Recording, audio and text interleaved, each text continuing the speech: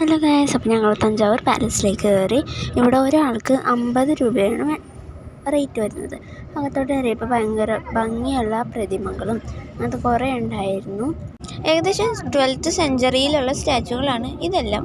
വളരെ ഹിസ്റ്റോറിക്കലും ചരിത്രങ്ങളും അടങ്ങിയിട്ടുണ്ട് ഇതിൽ. സരസ്വതിയുടെ ഫോട്ടോസും സ്റ്റാച്ചു ഒക്കെ കണ്ടു. പിന്നെ വെയിൽസിൻ്റെ ബോൺസൊക്കെ കണ്ടു. പിന്നെ ഞങ്ങൾ ടോപ്പിൽ പോയി ഫോട്ടോസൊക്കെ എടുത്തു. ഇവിടുത്തെ ടോപ്പ് ഭയങ്കര ബ്യൂട്ടിഫുള്ളാണ്. പിന്നെ പണ്ട് കാലത്തെ കോയിൻസൊക്കെ കണ്ടു. കുറേ പാർവതിയുടെയും സ്റ്റാച്യൂസൊക്കെ ഉണ്ടായി. പിന്നെ 1000 വർഷം മുമ്പുള്ള കോയിൻസൊക്കെ ഉണ്ടായിരുന്നു. രാജാക്കന്മാരുടെയും റാണികളുടെയൊക്കെ ഞങ്ങൾ സ്റ്റാച്യൂസൊക്കെ കണ്ടു. വളരെ മനോഹരമായി പ്രതിമകൾ ഉണ്ടാക്കിയ ആൾക്കാരെ നമ്മൾ സമ്മതിക്കണം. പിന്നെ ഞങ്ങൾ സരസ്വതിയുടെയും പാർവതിയുടെയും പ്രതിമകൾ കണ്ടു. പിന്നെ രാജാവിൻ്റെയും പ്രതിമകൾ ഞങ്ങൾ കണ്ടു. നടരാജയുടെ ശില്പവും ഞങ്ങൾ കണ്ടു.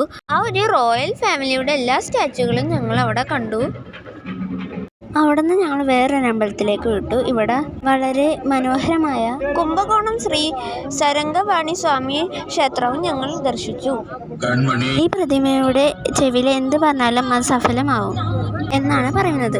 പിന്നെ വളരെ മനോഹരമായ ശില്പങ്ങളെ വരച്ച മതിലുകൾ ഞങ്ങൾ അവിടെ നിന്ന് കണ്ടുമുട്ടി. അവിടെ വെച്ച അമ്മിക്കല്ലും ഞങ്ങൾ ഉപയോഗിച്ച് നോക്കി.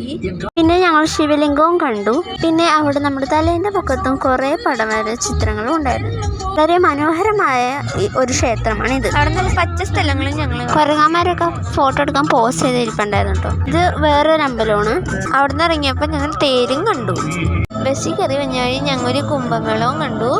ഞങ്ങളിപ്പോൾ ഉള്ളത് വൈദേശിയൻ കോവിൽ എന്നൊരു ക്ഷേത്രത്തിലാണ്. തമിഴ്നാട്ടിലെ മിക്ക അമ്പലങ്ങളും ഇങ്ങനെയാണ്.